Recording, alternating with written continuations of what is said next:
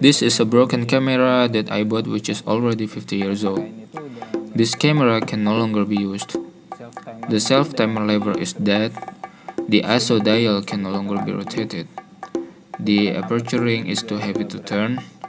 Turning the exposure ring setting is also the same as drag. The only thing that runs smoothly is the rotation of the focus ring. This camera has a lot of dust and mold. The outer body of this camera is also starting to rust. But even though it doesn't work, this camera still looks in very good condition. I think I can still fix it. The reason I bought this camera was that I wanted to buy a film camera at a very cheap price. And I found this camera, Yashica 35 GSN. This camera is very cheap because it is only sold as a display because it can no longer be used. I bought this camera as an experiment and was wondering if I could repair this camera.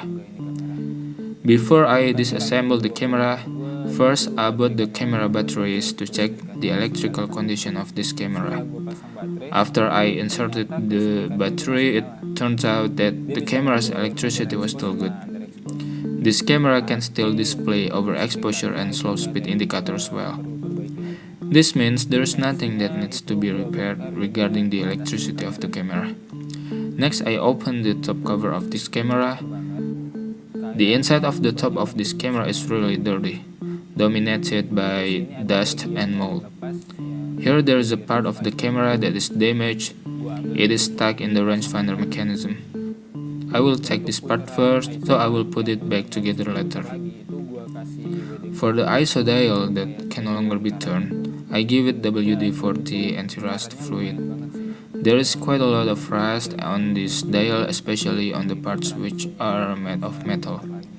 For dust and mold, I treat it with acetone. And for the fungus on the optics, I cleaned it using lens cleaning fluid. After the inside was finished, I cleaned the cover.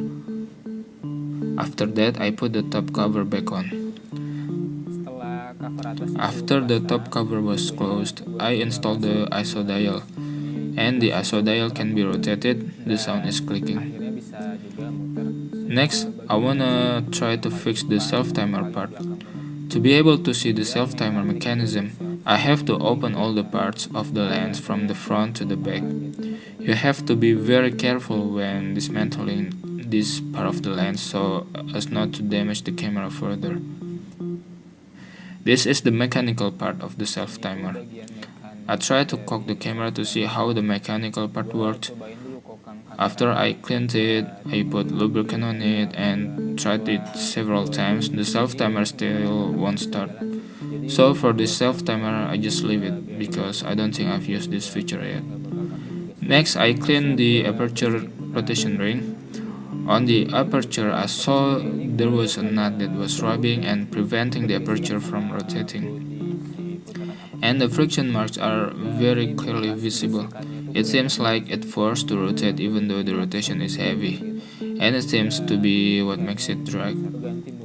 For the nut, I replaced it with a nylon nut which is much smaller.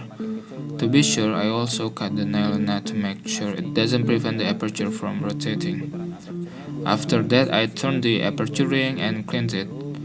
For the rusty part, I cleaned them with the WD-40. I also cleaned the small gap from mold and dust, and I installed the aperture rotation ring again. Next, I cleaned the exposure setting ring. This ring is for selecting bulb, auto or flash mode.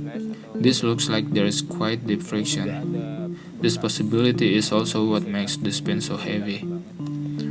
After cleaning, I reinstalled all the rings.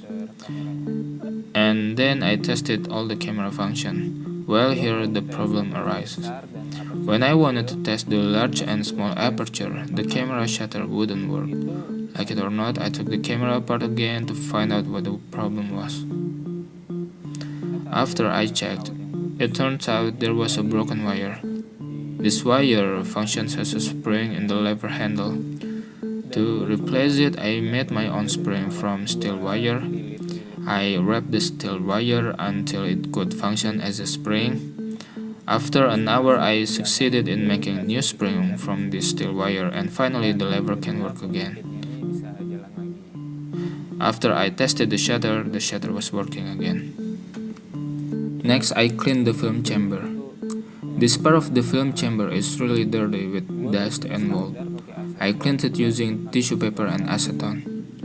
I also cleaned the small gaps in the camera which were starting to get a lot of crust. After it was clean, I installed the light seal in the film chamber so that the camera was even more light proof. After everything was okay, I installed the camera again, and then I tested the function of the underexposed and overexposed indicators. Both indicators are working well and the auto function is normal. Speaking of function, this camera should be able to try taking photos using film. The function for taking pictures is normal, except for the self-timer which is still not functioning. The total time I spent repairing this camera was 1 week. Because I don't have the knowledge, it's more like tinkering. Some parts are in the documentation, but there are also some that I had to figure out myself. I think maybe it takes few hours with cameraman. Next, I will try this camera using film. Because the film I ordered has arrived, I plan to use Fujifilm C200. Thanks for watching.